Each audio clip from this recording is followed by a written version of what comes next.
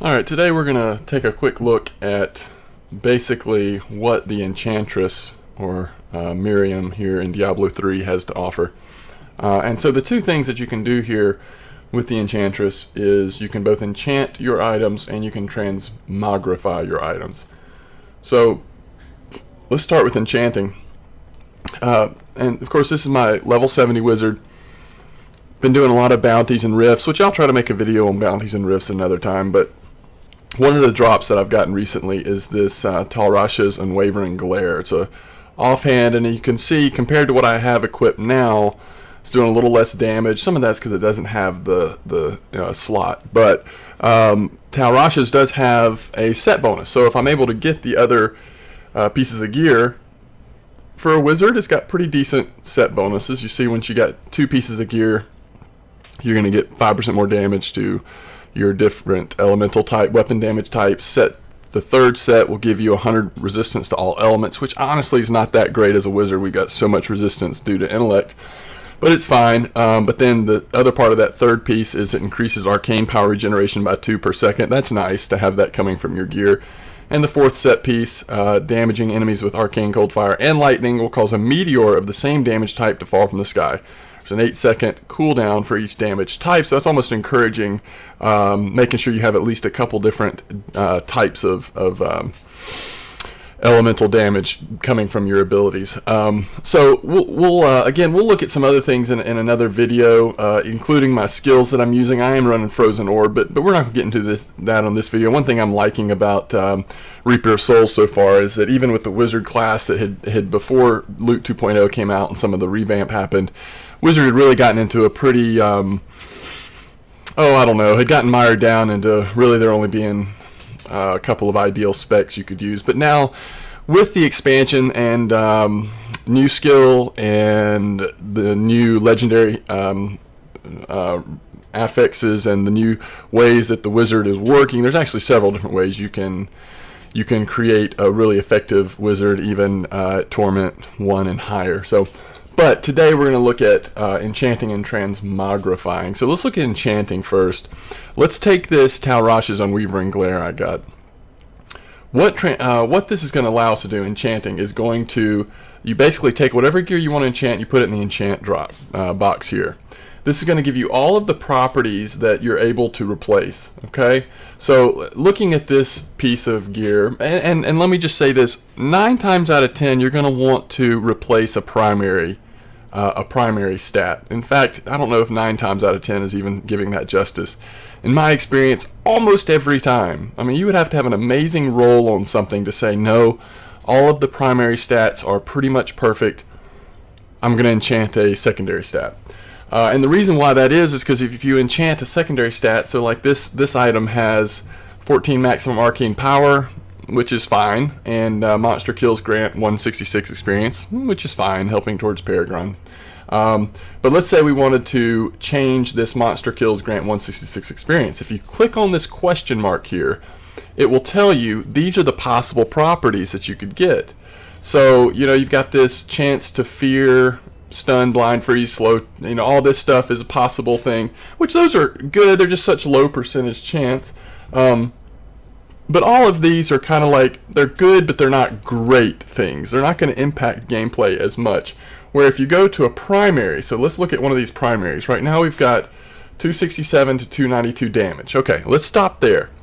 One of the nice things is, okay, well actually this doesn't work in this example because that's not a property that we can replace. So we can only look at these properties we can replace. So let's look at the 645 intelligence. So theory crafting in Diablo 3 isn't quite as hard as it used to be, because we can now go directly to, by hitting this question mark, it'll tell us the possible properties. One of them is it could possibly re-roll this intelligence roll. And you see we got 645, which is actually a little bit on the lower end. You can go up all the way to 750. So it may be that we would want to re-roll the intelligence property and try to get a higher one.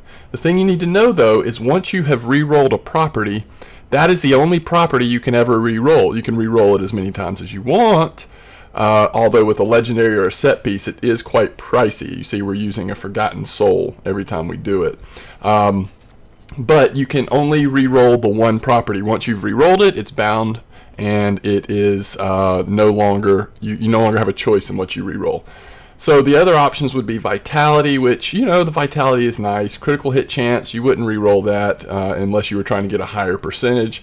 And increased meteor damage. Now, the increased meteor damage is one that would be tempting for me to reroll, given that I don't use meteors in my current skills set, in my current skills. Although you do have to remember that if you ever got this whole set piece, the fourth set piece was that it's going to drop meteors. So that kind of is boosting the ability of the 4-piece once you have 4 pieces of this set.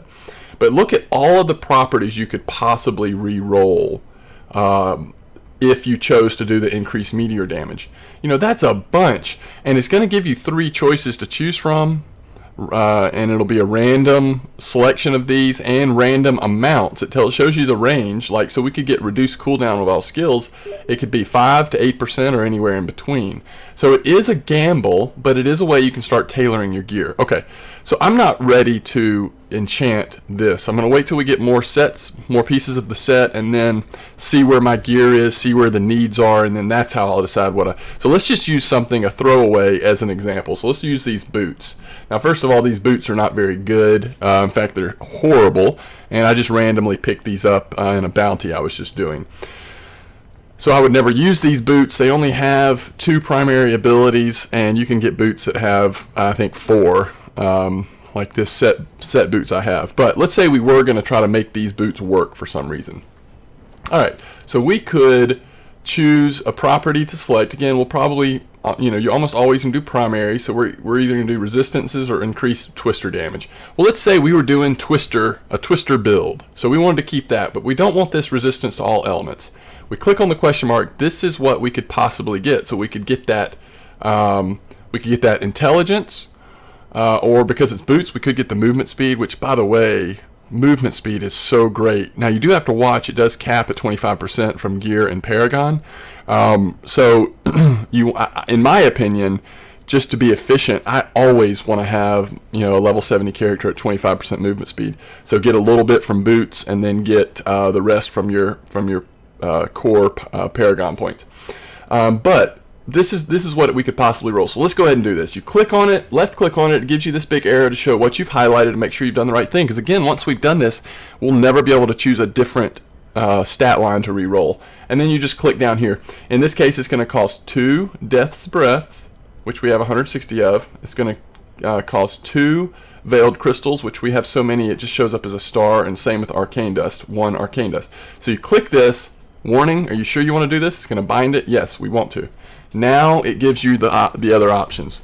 So it rolled the exact same thing, 90 resistance, which is the maximum, and then it also rolled 355 armor, which is kind of on the higher end.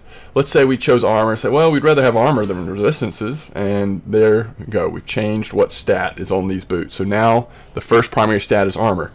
But let's say that wasn't really what we wanted. What we really wanted was intelligence. So you might roll it again. Again, it's that same stat line which you can roll over and over again. But it's only that one now that we can roll.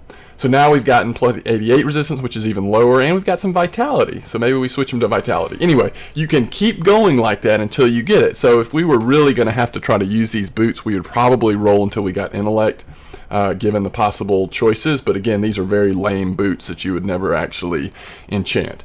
That is what enchanting is like. So we're going to move on to Transmogrify, but please let me know in this video comment section if you have more questions. I want to, as I continue to get more comfortable with this process, I'll try to maybe update a couple videos, but it's very important that you know what you're doing when you start enchanting, especially like your legendary gear and your set pieces, because it is final once you've made that choice. And if you choose to enchant the wrong thing, that can really set you back both in time and resources, because this higher level gear, like I showed you before, if we were going to re-roll something here, I mean, this is expensive. You know, getting rid of a Forgotten Soul, that's very expensive. The gold amount is never very much. I mean, that can kind of add up, but it can get very expensive. So let's look at Transmogrify. All right, so again, like I mentioned, I have this Tal Rasha's Unwavering Glare. Let's say I really like the way that looks.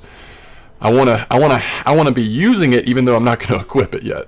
What you can do with Transmogrify is you can change the look of most any gear. So we're going to we know we want to have our source, our offhand, look like this. So we'll just pull this into the Transmogrify box, much like we did Enchant, and then it shows us all of the available looks from the legendaries that we've gotten. If you got the nicer edition of Reapers of Souls, you got some free Transmogrify looks. So it shows you everything you could have it look like. So we could make it look like the Heart of Darkness. We could make it look like the Triumvirate, however you say that. I actually like some of these older, the looks from the basic ones too. But let's say we wanted to make it look like this new one. So we know that if I ever actually use Tal Rasha's Unwavering Glare, this is what it would look like if I didn't Transmogrify it.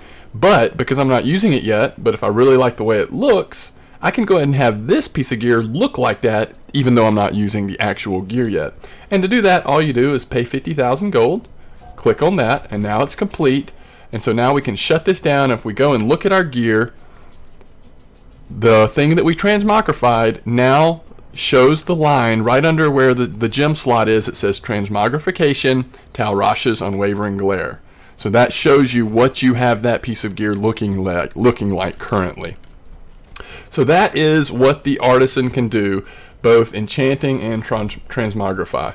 You do have to train her up all the way to get some of these things available to you. But once you do, you can do that, and you can continue to tailor the gear, the legendaries and other gear drops you get, try to make them as good as possible, to continue to progress your character into more and more difficult content, or just make it more efficient when you are looking for better loot and playing through the game. So that's all for today's video. Again, hopefully we'll make some time and create a video on the bounties and the rifts and what you should be doing there. There's also some, some other runs and stuff people are still doing, but for the most part, in terms of efficiency, you're not that bad off. If you're in terms of looking for legendaries or getting Paragon experience, you're not that bad off just to be doing bounties and rifts. It really is a pretty cool thing. So anyway, hope you enjoyed the video. If you haven't already, come check me out on Twitch. It's just under MDog Gaming on Twitch. I'll try to link it in the comment section. But just about every day we're playing. Diablo 3 is one of the main games that we've been playing lately. We've been playing a little ESO and a couple of things as well, but really a lot of days you can find me playing Diablo 3, leveling up other tunes, or spending most of my time, frankly, just trying to continue to get better gear and really fine-tune my wizard, which has been my main since Diablo 3 first came out. As always, thanks for watching.